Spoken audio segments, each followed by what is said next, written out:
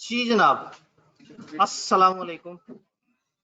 Online के user को आवाज, कैमरा, बाकी सारी चीजें क्लियर है? आवाज, स्क्रीन और कैमरा डन, बेहतरीन हो गया। कल हम लोग ने बड़ी मजे की बातें पढ़ी थी। डिस्चार्ज ऑफ कॉन्ट्रैक्ट क्या होता है? मैंने आपको कहा था इस चैप्टर को हमें असूलन कहना चाहिए performance and discharge of contract, उससे ज्यादा मतलब क्लियर होता है। परफॉर्मेंस हमने समझ ली थी, फिर हमने समझने की कोशिश की डिस्चार्ज किसे कहते हैं। डिस्चार्ज का मतलब है कॉन्ट्रैक्ट एंड हो जाए। कैसे एंड हो जाए? परफॉर्म होके भी एंड हो सकता है, खराब होके भी एंड हो सकता है, ब्रीच होके भी एंड हो सकता है और इम्पॉसिबल होके भी एंड हो सकता है। इवन पिछले कॉन्ट्रैक्ट में तरमीम होके नया कॉन्ट्रैक्ट बन जाए तो भी पिछला कॉन्ट्रैक्ट एंड हो सकता है। तो डिस्चार्ज ऑफ कॉन्ट्रैक्ट का मतलब है contract comes to an end और जो कॉन्ट्रैक्ट की पार्टीज थी उनके जो लीगल राइट्स थे एक दूसरे के ऊपर वो हो गए खत्म। Clear? A contract is said to be discharge, ये वाली हमने लाइन पढ़ी थी। खैर उसके बाद हम लोगों ने कहा कि दो तरीके हैं जिससे पिछला कॉन्ट्रैक्ट खत्म हो जाता है और एक नई टर्म्स पे एग्री कर जाती हैं पार्टीज। उसमें हमने 5 प्रिंसिपल्स पढ़े थे। पहली लाइन में हमने देखा था कि अगर पुराने कॉन्ट्रैक्ट को नए से रिप्लेस कर दिया जाए, पुराने को खत्म कर दिया जाए या पुराने में तब्दीली करके उसे बदल दिया जाए, तो ये तीनों तरीके से पुरानी टर्म्स खत्म और नई वाली टर्म्स आ जाती है। इसको हम लोगों ने अलग अलग नाम दिए थे। नोवेशन नए कॉन्ट्रैक्ट को लाने को कहा था, अल्टरेशन पुराने में तब्दीली करने को कहा था और रेसिशन म्यूचुअल कॉन्सेंट से कॉन्ट्रैक्ट कैंसिल करने को कहा था। फिर हमने एक दूसरी ऑप्शन दी थी कि पार्टीज एक दूसरे को कुछ रिलैक्स कर सकते हैं। एक पार्टी अपने हिस्से का राइट छोड़ सकती है तो दूसरा पार्टी अपने हिस्से के पैसे छोड़ सकती है। तो अगर पैसों में डिस्काउंट दे दिया जाए तो वो रिमिशन कहलाता है, अगर राइट छोड़ दिया जाए तो वो वेवर कहलाता है। तो ये 5 तरीके हैं जिससे ओरिजिनल कॉन्ट्रैक्ट खत्म और नई वाली बात वैलिड हो जाती है। तो अगर एक बंदे ने 100 के बजाय 70 रुपए एक्सेप्ट कर लिए हैं तो अब 70 पे परफॉर्मेंस होगी, 100 पे परफॉर्मेंस नहीं होगी। फिर हम लोगों ने डिस्चार्ज का एक और तरीका देखा जिसको मैंने कहा कि आपको पढ़ने की जरूरत नहीं है। ये वाली बात हमने कई दफा पढ़ी हुई है कि अगर एक बंदा ऑफर करना चाहे और दूसरा उसको इनकार कर दे तो भी खत्म हो जाएगा, वो अदालत जाएगा और अदालत जाके अपना हक मांग लेगा। जो काम की चीज हमने पढ़ी थी that was impossibility of performance. पहले हमने आपको याद कराया कि एग्रीमेंट जो इम्पॉसिबल है वो तो वैसे ही एग्रीमेंट ही गलत है, वो तो एग्रीमेंट ही वॉइड हो जाएगा। तो इस वक्त मैं कॉन्ट्रैक्ट को इम्पॉसिबल तब कह रहा हूं जब contract was possible at the time of formation but before performance वो किसी वजह से बन गया इम्पॉसिबल। इसको हम सुपरवेनिंग इम्पॉसिबिलिटी भी कहते हैं, बाद में आ जाने वाली इम्पॉसिबिलिटी, सब्सीक्वेंट इम्पॉसिबिलिटी भी कहते हैं। तो इसका मतलब है शुरू से इम्पॉसिबल होगा तो आप कहेंगे कॉन्ट्रैक्ट नहीं एग्रीमेंट ही वॉइड है, कॉन्ट्रैक्ट तो बन ही नहीं सकता। और अगर शुरू में ठीक था बाद में कुछ मसला हो गया तो हम कहेंगे कॉन्ट्रैक्ट इम्पॉसिबल। अब हमने कहा कि अगर पॉसिबिलिटी का पता है किसी एक पार्टी को और वो दूसरे से छुपाए और कॉन्ट्रैक्ट कर ले तो इसका मतलब उसने धोखा दिया है, फ्रॉड की तरह से बात हो गई ना। तो ऐसे में दूसरी पार्टी के पास राइट ज्यादा आ जाएगा कि इस बंदे के खिलाफ कार्रवाई कर सके। तो इम्पॉसिबल होना कॉन्ट्रैक्ट को वॉइड कर देता है, लेकिन अगर एक पार्टी इम्पॉसिबल होने के बावजूद भी मत बताए दूसरे को और उसे पता हो कि वो इम्पॉसिबल है तो उसने जो किया वो जुर्म है और उसको फिर हम कहेंगे कि वो जालिम है और एग्रीव पार्टी को हम फिर ऑप्शन दे देंगे उसके खिलाफ। देन हम लोगों ने बात की थी कि कौन कौन से ग्राउंड्स हैं, किन चीजों को कहेंगे हाँ भाई ये अब इम्पॉसिबल है। अगर सब्जेक्ट मैटर डिस्ट्रॉय हो जाए, डेथ या पर्सनल इनकैपेसिटी, उन कॉन्ट्रैक्ट्स में जो पर्सनल नेचर की हैं, फिर डिक्लेरेशन ऑफ वॉर, देन हमने कहा वो पर्टिकुलर स्टेट ऑफ थिंग जो है वो सीजेस टू अकर या एग्जिस्ट। तो ये चंद स्पेसिफिक चीजें, एक 5वीं लाइन भी आपके पास आ रही होगी, ये 4 ही आ रहे हैं, ठीक है 5 लाइन नीचे वॉइस इशू आ रहा है जी। अभी वॉइस क्लियर है ऑनलाइन में? यहां तक आवाज है, डन, वॉइस क्लियर है ऑनलाइन में। हमने कहा ये 4 तरीके हैं, इसमें से 2 के तो सेट बना लें, वो सब्जेक्ट मैटर ही मर गया या सब्जेक्ट मैटर जिस वजह से कर रहे थे वो वजह मर गई। याद है, वो रेस ही खत्म हो गई, वो पेपर आईकेप में ही खत्म हो गया जिसके लिए आपने कॉलेज में पढ़ाई करने का एडमिशन लिया था। तो अगर वो पीछे रूट कॉज ही खत्म हो जाए तो फिर मामला जो है वो डिफरेंट हो जाता है। तो हमने कहा सब्जेक्ट मैटर डिस्ट्रॉय हो जाए या रूट कॉज खत्म हो जाए। नहीं तो हम लोगों ने बात की कि अगर वॉर डिक्लेयर हो जाए, तो ये बात भी आपको पहले से पता थी। और देन एक और बात भी आपको पहले से पता थी कि अगर एक बंदे की डेथ हो जाए और कॉन्ट्रैक्ट हो पर्सनल नेचर का, या डेथ ना हो वो इनकैपेसिटी हो जाए, मतलब कुछ ऐसा हो जाए, एक बंदा जो कि रेस का कॉन्ट्रैक्ट था उसके साथ कि तुमने दौड़ना है 100 मीटर, उसकी टांग जो है वो टूट गई या खुदा ना खास्ता कुछ ऐसा हो गया कि अब वो दौड़ नहीं सकेगा, तो ये बेसिकली डॉक्ट्राइन ऑफ फ्रस्ट्रेशन भी कहलाता है, जिसमें एक बंदा पॉसिबल नहीं रह पाता उसके लिए कि वो वैसे परफॉर्म करे जैसे उसने वादा किया था। तो ऐसे में चूंकि उसका कोई वाली वारिस भी उसकी जगह परफॉर्मेंस नहीं दे सकता, तो कॉन्ट्रैक्ट खुद ब खुद फौत हो जाता है। जी, अगर बैंकरप्ट हो जाए तो फिर क्या मामला होगा, फिर यहां नहीं आएगा, फिर किसी और जगह आएगा।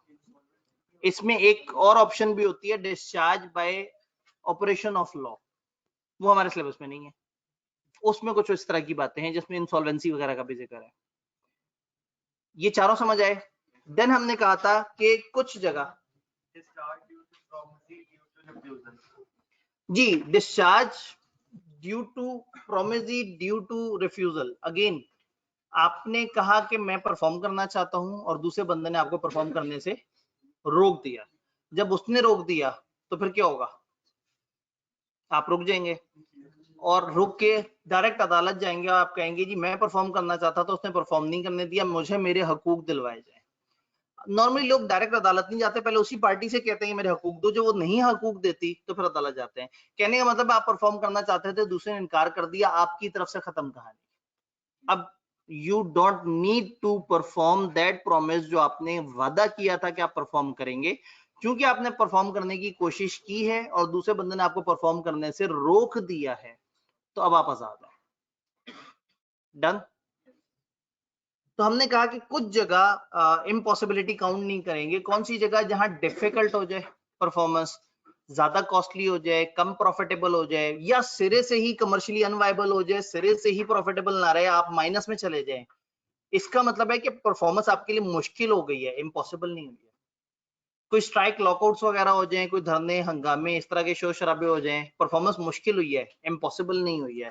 थर्ड पार्टी के बिहाफ पे आपने काम किया था, थर्ड पार्टी डिफॉल्ट कर गई, तो अब आपको शायद किसी और से महंगे में मिले, लेकिन जिस पे आप भरोसा कर रहे थे वो अगर भाग गया, तो ए और बी के दरमियान जो कॉन्ट्रैक्ट है वो तो वैलिड रहेगा। ए और बी में से कोई भागता तो फिर हम कहते हैं इम्पॉसिबिलिटी हुई है। भागा तो एक तीसरा बंदा है जिसके ऊपर आपने भरोसा किया था, तो अब वो बंदा भाग गया, अब आप मार्केट से महंगे में खरीद के दें बेशक बी को, लेकिन बी को उसकी सप्लाई चाहिए, और आप ये नहीं कह सकते इम्पॉसिबल हो गया जी, वो बंदा ही भाग गया जैसे मैंने चीजें खरीदनी थी। और देन हमने कहा पार्शियल इम्पॉसिबिलिटी अगर है और कुछ चीजें परफॉर्म हो सकती हैं कुछ नहीं, तो पूरा कॉन्ट्रैक्ट डिस्चार्ज नहीं होगा, जितना इम्पॉसिबल है बस उतना पोर्शन रोक देंगे, बाकी को परफॉर्म कर दिया जाएगा। यहां तक फिजिकल हाजिरीन का कोई सवाल? All clear? पक्का? वाजिबा। ऑनलाइन हाजिरीन, पार्शियल इम्पॉसिबिलिटी, एक भाई ने कहा पार्शियल, पार्शियल कहते हैं थोड़े से को, इम्पॉसिबिलिटी आपको पता है। अब एक कॉन्ट्रैक्ट है, कॉन्ट्रैक्ट में आपने 10 शर्तें रखी हैं। एक शर्त ये है कि ऐसे करेंगे, वैसे करेंगे, फलाना काम करेंगे, फलाना काम करेंगे, और वो बहरी जहाज आ गया तो मैं तुम्हें इतना इंपॉर्टेंट माल भी दे दूंगा। अब सब कुछ हो गया लेकिन बहरी जहाज नहीं आया, जैसे वो दवाइयों वाला बंदा नहीं आता ना वापस, तो ऐसे वो बहरी जहाज भी नहीं आया। अब बहरी जहाज वापस नहीं आया तो इसका मतलब है 9 काम हो सकते हैं, वो 10वां काम जो डिपेंडेंट था ऐसे इवेंट पे विच बिकम्स इम्पॉसिबल, तो कॉन्ट्रैक्ट पूरा इम्पॉसिबल नहीं हुआ, पार्शियली इम्पॉसिबल हुआ, पार्ट ऑफ कॉन्ट्रैक्ट, थोड़ा सा उसका हिस्सा। तो ऐसे में अगर हम बाकियों को सेपरेटली परफॉर्म कर सकते हैं तो जितना कर सकते हैं वो कर दिया जाए, जितना पोर्शन रह गया उसको वॉइड कर दिया जाए, और उससे रिलेटेड अगर कोई पैसे शैसे एक दूसरे से ले लिए हैं तो वो वापस कर लिए जाए। नहीं जी, ऑनलाइन फिजिकल के सवाल सर, डिफॉल्ट और थर्ड पार्टी समझा दें, ये भाई अब अचानक से जागे। देखिए, थर्ड पार्टी वाली बात में हमेशा आपने जहन में रखना है कि डिफॉल्ट थर्ड पार्टी का हुआ है। थर्ड, ए ने बी से कॉन्ट्रैक्ट करते हुए ये सोच रखा था, ए ने बी से कहा मैं तुम्हें ऑरेंजेस दूंगा, तुम मुझे पैसे देना। ए ने ये सोचा हुआ था कि मैं उस थर्ड मिस्टर 3 से पकड़ के दे दूंगा ऑरेंजेस, लेकिन उसने बी को नहीं बताया था। उसने बी को कहा था मैं तुम्हें ऑरेंजेस सप्लाई करूंगा, बी ने उसके साथ एक रेट तय कर लिया। अब ड्यू डेट पे बी अगर ऑरेंजेस लेने आया है तो ए के जिम्मे है कि वो ऑरेंजेस दे। ए ने 3 से राब्ता किया, 3 भाग चुका था, 3 ने एक ऑरेंजेस सप्लाई नहीं किए, लेकिन इसमें बी का क्या कसूर? बी को तो ए से ऑरेंजेस चाहिए। अब एक हो सकता है मार्केट से दुगने रेट पे ऑरेंजेस मिले, क्योंकि वो उसका सप्लायर तो भाग गया, मार्केट में तो सब जालिम छुरियां लेके बैठे हुए होंगे। अब ये एक ही अपनी बेवकूफी है कि उसने गलत बंदे पे भरोसा किया। तो अगर एक बंदा किसी थर्ड पर्सन पे रिलाय कर रहा था और थर्ड पर्सन डिफॉल्ट कर गया, तो उसका मतलब ये नहीं है कि आपका कॉन्ट्रैक्ट इम्पॉसिबल हो गया। ए और बी के दरमियान ये कॉन्ट्रैक्ट अभी भी पॉसिबल है। ए जिस पे भरोसा करा था वो चला गया, अब ये ए का मसला है, ए इसको कैसे रिजॉल्व करे। बी का कोई कसूर नहीं कि हम इस कॉन्ट्रैक्ट को कहते हैं लो जी इम्पॉसिबल हो गया, चलो जी वापस करो पैसे। अगर तो कंटिंजेंट होता कॉन्ट्रैक्ट, अगर ए ने बी को कहा ही ये होता है कि अगर मुझे सी सप्लाई करेगा तो मैं तुम्हें, तो फिर तो कंटिंजेंट कॉन्ट्रैक्ट बन जाता ना। ये तो वैलिड बनता ही तब जब सप्लाई करता सी या 3। जी, अब ए और 3 के दरमियान जो चलेगा वो उनका आपस का मामला है। ए ने 3 से पहले पूछा होगा और 3 ने शायद वादा किया होगा कि मैं तुम्हें दे दूंगा ऑरेंजेस, वो उनका मसला है। लेकिन इस वक्त मेरा मुद्दा, मेरा सब्जेक्ट मैटर कौन सा कॉन्ट्रैक्ट है? ए और बी के दरमियान ऑरेंजेस की सप्लाई का। तो अगर ए ने बी को ऑरेंज सप्लाई नहीं की और ए के साथ धोखा हुआ है, तो जिसने धोखा किया है उसे खुद जाके पकड़े। ये ऐसे ही है जैसे जॉइंट प्रोमिसेस में से किसी एक आदमी फ्रॉड किया है, दूसरे बंदे को तो हम कहते हैं कि उसको लेना देना नहीं है कि कौन सही था कौन गलत था, वो किसी को भी पकड़ेगा, अगर 500 और कहेगा मेरे पैसे दे दो, वो पैसे लेके साइड पे हो जाएगा। फिर ये आपस में तय करते फिरेंगे कि किसका फड्डा था, किसका झगड़ा था, किसने नुकसान किया था। Done, very good. एक भाई लगता है अभी पहुंचे, मैंने कहा सर पार्शियल इम्पॉसिबिलिटी क्या होती है? वो भाईजान मैं इतनी देर से ही समझा रहे हैं को, दादा को ऑफ करो। ठीक है जी। अब वो जो बहुत सारा पोर्शन हमने छोड़ दिया था,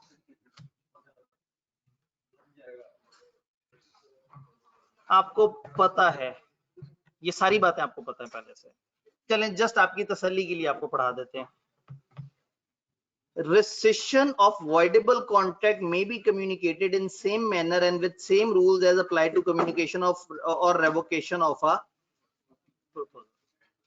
जो ऑफर को रिवोक करने के रूल थे कि ऑफर उस वक्त तक रिवोक हो जानी चाहिए, ऑफर को ऐसे कर देना है, फलाना कर देना है, वैसे ही वॉइडेबल कॉन्ट्रैक्ट में अगर आपने बताना है कि मैं इसे कैंसिल करना चाह रहा हूं, तो जैसे रेवोकेशन के प्रिंसिपल्स हमने पढ़े थे जिसमें एक बंदा कैंसिल कर देता था, वही सारे रूल्स इस पर अप्लाई करें।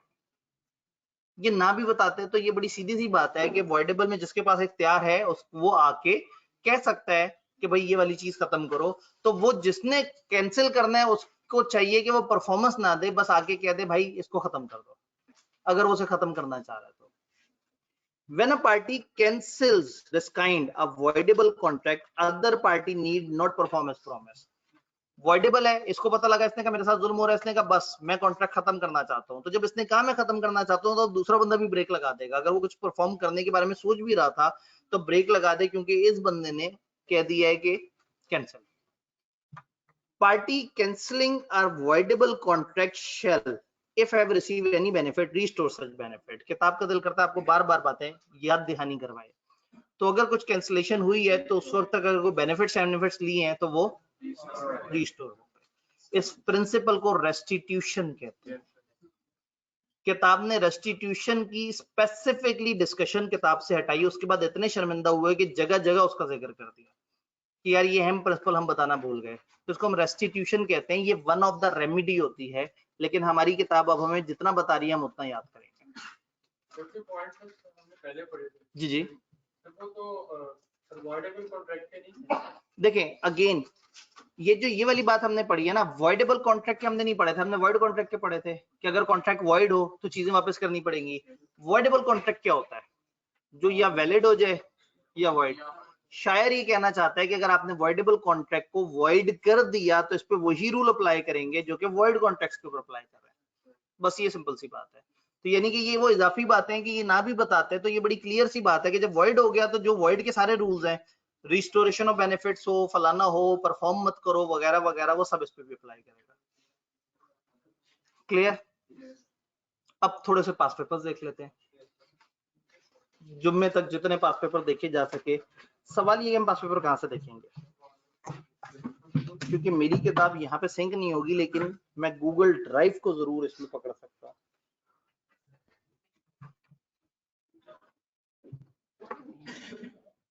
हमारे पास इसमें तो नहीं पड़ी हुई ना भाईजान किबला, इसमें तो नहीं पड़ी हुई ना हमारे पास सॉफ्ट कॉपी किताब की। चले नहीं, लिंक तो फिर मैं वहां से पहुंच के पकड़ लेता हूँ। मैं जनाब अभी drive.google पे चला जाता हूँ।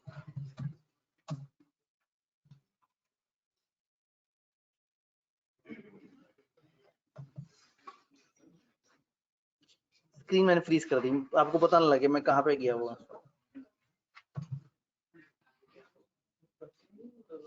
मैं असल में उस लिंक तक पहुंच रहा हूँ जो लिंक आपके पास ऑलरेडी शेयर्ड है ना? कौन सा? ई रंग नंबर है। ये भाई को आपने गाइड करना है कि हम किस लिंक की बात कर रहे हैं।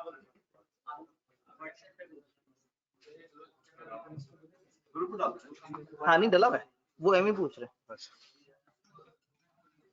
ले। ये वो लिंक है जो आपसे शेयर हुआ हुआ है, इसमें एमसीक्यूज नोट्स। अच्छा एमसीक्यूज में तो कुछ भी नहीं डला हुआ होगा अभी? नहीं ऐड। हाँ ऐड है, चेक करो। वाह जी जबरदस्त, क्या बात है।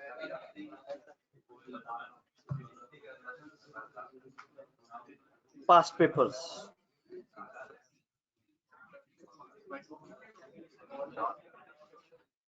आपके पास तो किताब में मौजूद है, मसला तो मेरा है, मैं तो स्लाइडों से चल रहा था। आप किताब में चैप्टर 6 खत्म किए ना अभी हमने, लगे हाथ तो जरा चैप्टर 6 को देखते हैं।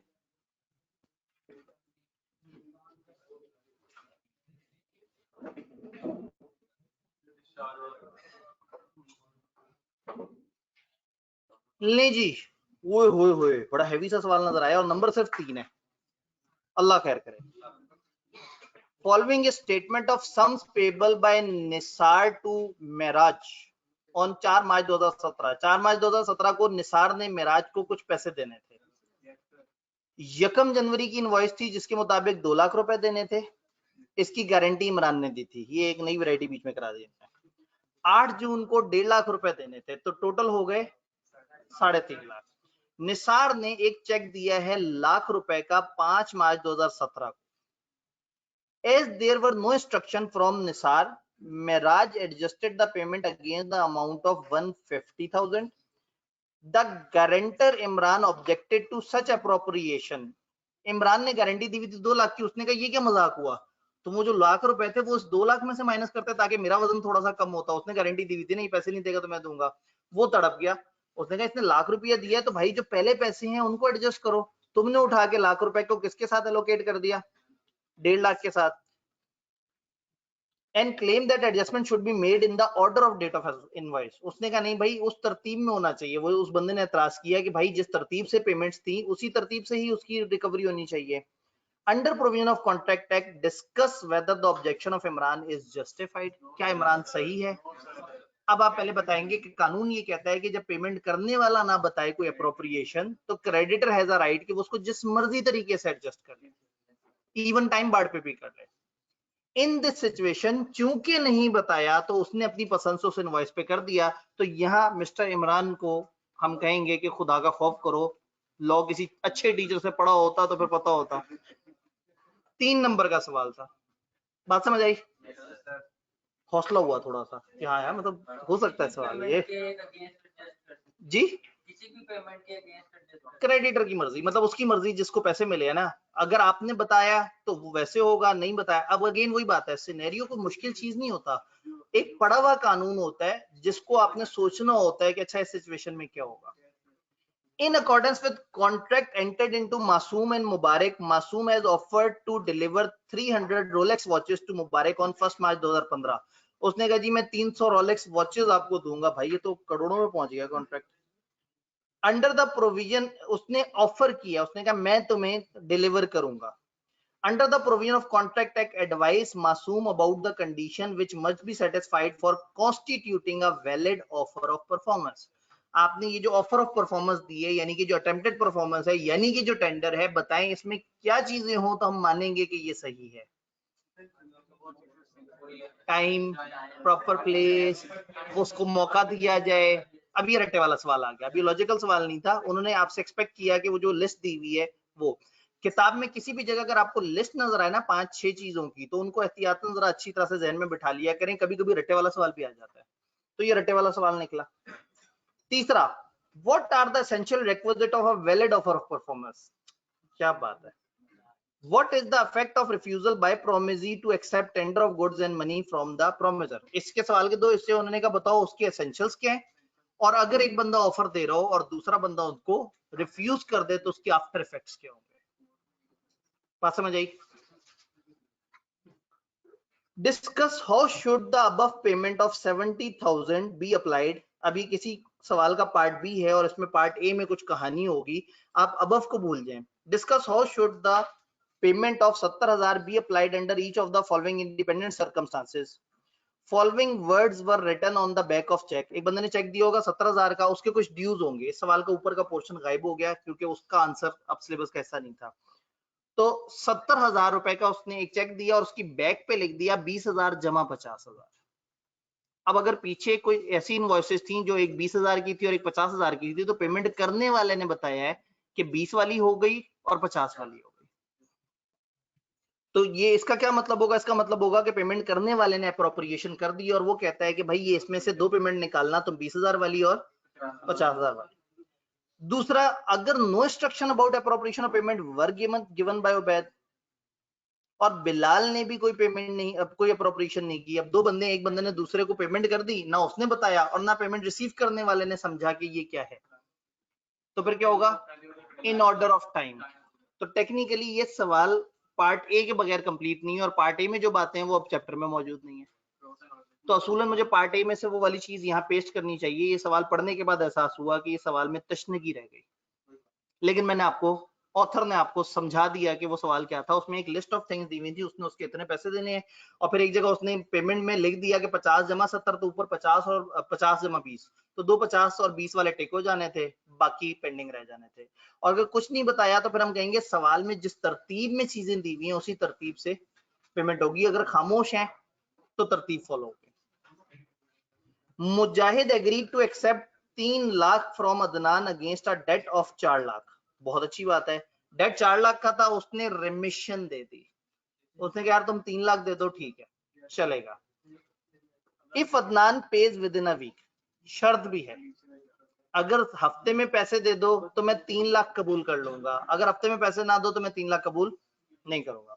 Adnan did not tender the required amount with in this period. इस गिवन टाइम पीरियड में उसने वो रिक्वायर्ड अमाउंट के बारे में ऑफर नहीं दी, यानी उसने आगे नहीं कहा लो फड़ो 3 लाख रुपए। What rights are available to Mujahid under the contract. पहले ध्यान से पढ़ना है, मुजाहिद कौन है, पैसे देने वाला या लेने वाला, लेने वाला। तो मुजाहिद का राइट क्या है, उसने डिस्काउंट देने की कोशिश की थी शर्त के साथ, वो टाइम पूरा हो गया, तो इसका मतलब है कि वो जो उसने एक ऑप्शन दी थी वो खत्म हो गई है, अब वो 4 लाख रुपए लेने का हक रखता है। If Adnan tenders the said amount on the 15th day and Mujahid accept it, what rights are available to Mujahid under the Contract Act? अब उसने 15 तारीख को, मतलब शायद 15 दिन बाद, कहा तारीख पहले लिखी हुई थी, तारीख नहीं लिखी हुई, तो इसका मतलब है उस मामले के 15वें दिन उसने पेमेंट कर दी और दूसरे भाई ने मान लिया, तो अब क्या होगा। हाँ, अगर तो उसने मान लिया इस शर्त पे कि ठीक है 3 लाख से सब ओके हो गया, तो ठीक है, चूंकि जब वो आपस में ही मान गया तो हम कहेंगे उसने खुद से अब दोबारा रिमिशन दे दी। पहले उसने एक शर्त रखी थी, मैनर प्रेस्क्राइब किया था, वो मैनर फॉलो नहीं हुआ तो वो एक्सेप्ट नहीं करेगा। लेकिन अब अगर उसने एक्सेप्ट कर लिया, इसकी गलत परफॉर्मेंस थी लेकिन उसने कहा चलो कोई बात नहीं, तो अपना भाई है इसने एक्सेप्ट कर लिया, अब इसको राइट नहीं है वो एक्स्ट्रा 1 लाख रुपए मांगने का, अगर इसने खुद से मान लिया है डिस्काउंटेड परफॉर्मेंस को। क्या चीज, म्यूचुअल एग्रीमेंट। देखिए ना, म्यूचुअल एग्रीमेंट से अगर पार्टीज आपस में तय करती हैं, परफॉर्मेंस के वक्त हमने कहा था कि परफॉर्मेंस के वक्त दोनों पार्टीज एक दूसरे को रिलैक्सेशन दे सकती हैं। इसने पहले की रिलैक्सेशन देने की कोशिश की थी, वो तो टाइम खत्म हो गया, अब दोबारा से इसने कहा अच्छा यार 3 लाख ले लो, इसने कहा अच्छा चलो ठीक है, ये सवाल में वो बता रहे हैं उसने एग्री कर लिया, एक्सेप्ट कर लिया। तो यहाँ पे अब हमें ये नहीं समझ आ रहा कि उसने सिर्फ 3 लाख रुपए एक्सेप्ट किए हैं या 3 लाख रुपए ये सोच के एक्सेप्ट किए हैं कि बस ये पूरे आ गए। तो ऐसे में हमें क्या करना चाहिए, नोट अजम्पशन, नीचे एक नोट दे दें, इट इज अज्यूम्ड दैट उसने 3 लाख एक्सेप्ट कर ली हैं इन सेटिस्फेक्शन ऑफ 4 लाख या as a payment of that 4 lakh. तो यहाँ थोड़ा सा हमारे पास मार्जिन आ जाता है सवाल जब हमें पूरी इंफॉर्मेशन नहीं देता। महबूब अ promisor and Solat, a promisee, entered into valid contract. However, when Mehboob made an offer of performance, Solat refused to accept the same. उसने परफॉर्मेंस करने की कोशिश की और दूसरे भाई ने इनकार कर दिया। Briefly state the rights and responsibility of Mehboob against such refusal. Also state the essential of valid offer of performance. आप देखें सवाल कितनी दफा आया है, ये बड़ा पसंद है उन्हें। तो पास पेपर से हमें ये बात समझ आ जाती है कि उनका फोकस भी किस तरफ जरा ज्यादा है। तो ऐसे में वो एसेंशियल देखना चाहते हैं कि क्या है उसके ऑफर परफॉर्मेंस के, अगर एक बंदा रिफ्यूज कर दे तो उसके बाद क्या होता है वो ये जानना चाह रहे हैं। 5 नंबर डिस्चार्ज ऑफ कॉन्ट्रैक्ट। ओए हैवी सा सवाल है, काम करते हैं पहले छोटे सवाल देख लेते हैं, वक्त कम है। In light of Contract Act 1870 to explain the terms novation, also narrate the difference between novation and alteration. ये सवाल अब आईकेप की किताब से उस तरह से आंसरेबल नहीं है, लेकिन चूंकि मैंने ट्यूटर नोट डाला हुआ था तो इसलिए मैंने ये सवाल डिलीट नहीं किया। तो अब ये आंसर हो सकता है। ये पिछली तकरीबन 2009 से लेके अब तक कोई पिछली 24 अटेम्प्ट्स के पास पेपर है जो इस चैप्टर में से जितने आए हैं। ये बड़ा फायदा है कि आप एक चैप्टर तैयार करते हैं तो आपको ये पता लग जाए कि अभी तक इसमें से क्या सवाल आ रहे हैं। तो अगर 12 साल 24 अटेम्प्ट से वो इस तरह के सवाल पूछ रहे हैं तो अचानक से बहुत नहीं बदल जाएंगे। हाँ, ये और बात है कि पेपर में अब थोड़ा सा नंबर ऑफ सिनेरियोज और बढ़ जाएंगे, क्योंकि पहले उनके पास 35 नंबर होते थे, अब 85 नंबर है। पहले 50 में से 15 एमसीक्यू थे और 35 नंबर, और अब उनके पास 85 मार्क्स हैं एमलॉ पूछने के लिए। तो इसलिए थोड़ा सा रट्टे वाले सवालों के लिए भी तैयार रहना है, लॉजिकल सवालों के लिए भी। Under the provision of contract act जी, क्वेश्चन 5 में ऑल्ट्रेशन हुई है, देख लेते हैं अभी वहां पहुंचेंगे तो। Under the provision of Contract Act 1872, briefly describe the different situation whereby a contract is discharged by mutual agreement. आपस में बाहमी रजामंदी से कॉन्ट्रैक्ट कैसे कैसे डिस्चार्ज हो सकता है, जरा उसकी कुछ बातें बता दे। वही 5 बातें कौन सी? Novation, alteration, recession, ठीक है। Imran contracted with Yusuf for taking bricks to the second floor of Yusuf under construction house. Imran ने यूसुफ के साथ कॉन्ट्रैक्ट किया कि वो यूसुफ का अंडर कंस्ट्रक्शन हाउस है उसमें वो ब्रिक्स लेके जाएगा सेकंड फ्लोर तक, मजदूर होगा वो। However, stairs to the second floor were blocked. Second floor की तरफ जाने वाली सीढ़ियां ब्लॉक थी, as Yusuf has dumped some construction material on the stairs. उसने स्टेयर्स पे कुछ कंस्ट्रक्शन मटेरियल डाल दिया हुआ था। Discuss the right of Imran. अब इमरान ने यूसुफ से वादा किया कि मैं ऊपर लेके जाऊंगा ईंटें, और ऐसे में यूसुफ की हरकत की वजह से वो बेचारा अपनी परफॉर्मेंस दे नहीं पाया। तो हमने कहा था या वो रिफ्यूज कर दे या वो कुछ ऐसा करे जिससे ये बेचारा परफॉर्म ना कर सके। असूलन तो पहले उसको रिक्वेस्ट करनी चाहिए, भाईजान जरा सामान साइड पे कर लो। लेकिन अगर वो सामान साइड पे ना करे और कहे तुमसे वादा ये हुआ था कि सेकंड फ्लोर पे लेके जाओगे ईंटें तो ही मैं पैसे दूंगा, तब हो सकता है वो भाई साहब अदालत जाके कहे मैं परफॉर्म करने के लिए मौजूद था, अवेलेबल था, प्रॉपर टाइम था, सब कुछ था, इस बंदे ने मुझे परफॉर्म करने नहीं दिया, मुझे मेरी दिहाड़ी दिलवाई जाए। और उसके बाद इसकी ये जिम्मेदारी भी नहीं है कि अभी ईंटें लेके भी जाए। हाँ नहीं, असल में ये इम्पॉसिबल नहीं है, ये डिफिकल्ट है, लेकिन कहने का मतलब है जब तक वो बंदा इसको फैसिलिटेट नहीं करेगा, भाई उसका घर है, तो ये ऐसे थोड़ी कि वहां झगड़ा करे कि नहीं जी पहले मैं सामान साइड पे करूंगा। फिर उसने परफॉर्म करने की कोशिश की और इसने परफॉर्म करने दिया नहीं, तो उसके पास ये राइट आ गया कि वो उस कॉन्ट्रैक्ट से निकले और इस पे केस कर दे और इससे अपने उतना मजदूरी क्लेम कर ले जो इसकी बनती थी। हालांकि इसने पूरी परफॉर्मेंस नहीं दी है, लेकिन रूल क्या है, अगर दूसरा रोक दे तो then you not need to perform your promise और आप कंपनसेशन का क्लेम कर सकते हो जी। तो इसमें अल्टरेशन नहीं है। फिर छोटा सवाल, what is meant by discharge of contract, briefly describe the mode of discharging a contract by mutual agreement. जहां जहां ज्यादा पॉइंट होते हैं ना वो रट्टे वाले सवाल भी पूछ लेते हैं, तो वही म्यूचुअल एग्रीमेंट वाले 5 उन्होंने फिर पूछ लिए। Under provision of Contract Act, list any 5 circumstances in which parties to the contract are not absolved from the performance of their contractual obligation on ground of supervening impossibility.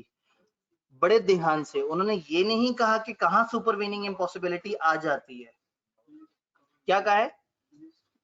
Any 5 circumstances in which parties to contract are not absolved from the performance of their contractual, मतलब on ground of impossibility कहां पे ऐसा होता है कि आपकी जिम्मेदारियां खत्म ना हो, यानी कि कहां डिस्चार्ज नहीं होगा हालांकि लग रहा होगा इम्पॉसिबिलिटी है, वो 5 एक्सेप्शंस, लॉकआउट, स्ट्राइक्स, फलाना फलाना। अब रह गए 2, अब लंबे सवाल पढ़ने पड़ेंगे, पढ़ लेते हैं, कोई बात नहीं। लालची traders agree to supply cotton yarn to Farzi textiles limited. IKF के नाम देखें आप बड़े स्टाइलों से, तो लालची ट्रेडर्स ने फर्जी टेक्सटाइल्स को कॉटन सप्लाई करना है at a fix price for 1 year, 1 साल तक की कीमत डिफाइंड है, 1 साल तक उन्होंने इसको सप्लाई करना है। 3 month after the formation of contract the price of yarn increase sharply, बहुत महंगा हो गया, making it commercially unviable for लालची ट्रेडर। लालची ट्रेडर के लिए अब जरा मुश्किल हो गया क्योंकि वो लालची ट्रेडर्स है। To continue the supply at agreed price, Therefore, they terminated contract on ground of difficulty या impossibility of performance। उन्होंने कहा लो जी ये तो impossible हो गया, मैं नहीं तो मैं सप्लाई करूंगा। इससे पहले कि आप फौरन से जवाब देते हैं, पहले पूछे उन्होंने पूछा क्या, whether the contract would be discharged under the above circumstances। आप कहेंगे नहीं, कॉन्ट्रैक्ट एक्ट ने अब 5 नंबर के लिए 1 लाइन नहीं, अब वैरायटियां कराएंगे ना 3 स्टेप। सबसे पहले कहेंगे कि जी सुपरवेनिंग इम्पॉसिबिलिटी पे कॉन्ट्रैक्ट जो है वो डिस्चार्ज हो जाता है, लेकिन उसकी कुछ एक्सेप्शंस हैं, जिनमें से एक एक्सेप्शन ये है कि अगर कमर्शियली अनवायबल या डिफिकल्ट हो जाए तो वो उससे डिस्चार्ज नहीं होता। फिर कहें सिचुएशन में यहाँ पे लालची ट्रेडर के लिए कमर्शियली अनवायबल हो गया, उनके लिए मुश्किल हो रहा है, एंड पे सोल्यूशन देते हैं। देयरफॉर यहाँ पे वो इस कॉन्ट्रैक्ट को डिस्चार्ज नहीं डिक्लेयर कर सकते। अब तो 6 नंबर पूरे हो गए। तो नंबर देके परेशानी हो ना, हमारे पास जो 3 स्टेप वाला टोटका है जो आईकेएम की हमेशा से ख्वाहिश है वो इसमें फॉलो करें। जी जी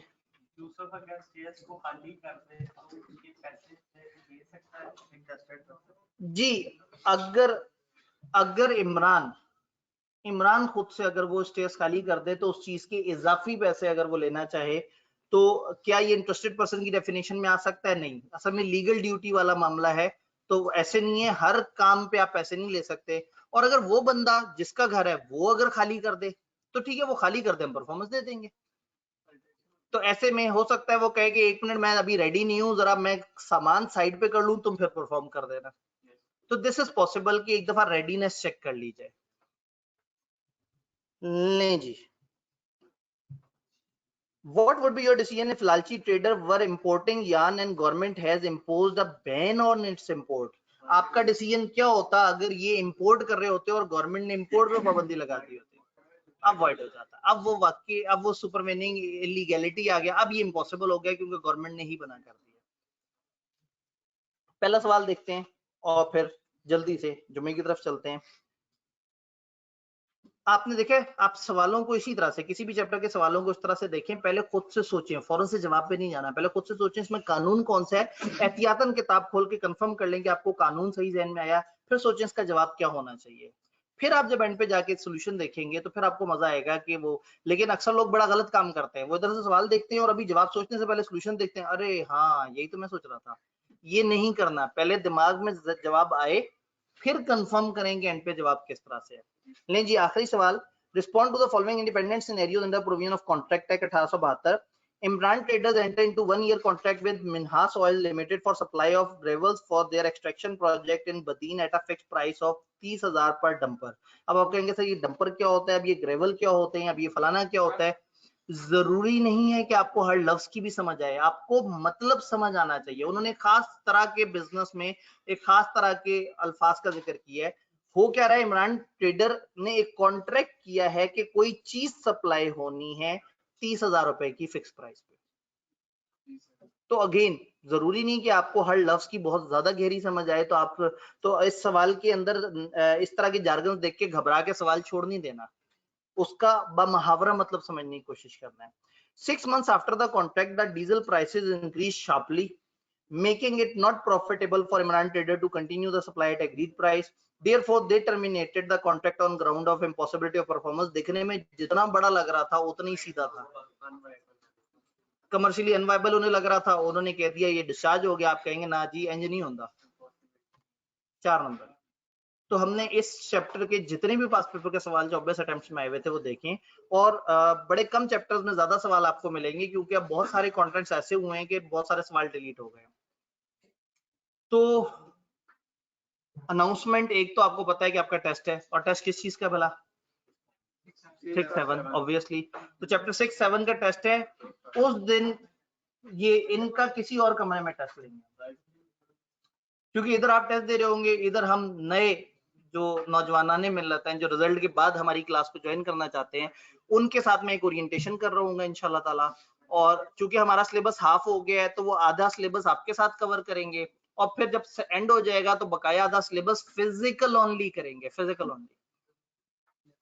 तो उस वक्त आप लोग अगर अपने कॉन्ट्रैक्ट टेक को रिवाइज करना चाहें, आप में से कोई उस वक्त ठंडा पड़ गया था, ढीला रहा था, नहीं कर सका था, फर्ज करें आपके कुछ चैप्टर हुए कुछ नहीं हुए, रादर देन कि मैं आगे पढ़ा रहा हूं और आप पीछे करते रहें, ब्रेक लगा दें, ये टेस्ट तैयार करके दें। ये जो सेकंड वाला पोर्शन है ना चैप्टर 6 से लेके 10 तक, ये आसान है। इसमें 3 बहुत छोटे चैप्टर हैं और 2 दरमियाने चैप्टर हैं, और दरमियाने चैप्टर भी बड़े लॉजिकल से हैं। ये पोर्शन अच्छा तैयार हो, पीछे वाला अगर नहीं हुआ थोड़ा ब्रेक लगा दें, जब एंड पे पहुंचे तो उसको तैयार कर लें। लेकिन अब अगले चैप्टर में आपने दोबारा क्लास के साथ ज्वाइन हो जाना है और कोशिश करना है कि साथ साथ चलें। तो जो अगला चैप्टर है उसका बहुत ज्यादा ताल्लुक पिछले चैप्टर से नहीं है, लेकिन यहाँ के रूल्स वहां हमें काम जरूर आएंगे। बट उसका ये मतलब नहीं कि अगर आपका यहाँ चैप्टर नंबर 4 तैयार नहीं है, तो अगर यहाँ आपका चैप्टर नंबर 4 तैयार नहीं है तो आप उस पर जो है वो सोचेंगे जी मैं तो पार्टनरशिप नहीं पढ़ सकूंगा, मैं नेगोशिएबल नहीं पढ़ सकूंगा। हम आगे अलग अलग तरह के लॉज स्टार्ट करने लगे, जो हमारा अदर लॉज वाला एरिया है हम उस तरफ जाने लगे। ठीक है जी, तो अपना बहुत बहुत ख्याल रखिएगा। चैप्टर 6-7 का टेस्ट किसी और कमरे में मंडे को है, और मंडे को ओरिएंटेशन जो कि आप लोगों के लिए नहीं है, उन लोगों के लिए, क्योंकि आप आएंगे भी परेशान होंगे। उसमें मैं बता रहा हूँ पहले किताब का चैप्टर 7 होता था, वो किताब का चैप्टर 9 हो गया है, वो बातें आपके लिए तकरीबन काम की नहीं है।